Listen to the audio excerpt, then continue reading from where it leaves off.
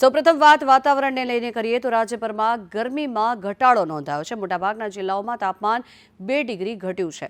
અમદાવાદમાં સૌથી વધુ તાપમાન 36.6 ડિગ્રી નોંધાયું છે, ત્યારે રાજકોટમાં 36.3 ડિગ્રી તાપમાન નોંધાયું છે। જો અમરેલીની વાત કરીએ તો 36 ડિગ્રી તાપમાન અમરેલીમાં નોંધાયું છે, ત્યારે સુરેન્દ્રનગરમાં 36.3 ડિગ્રી તાપમાન નોંધાયું છે।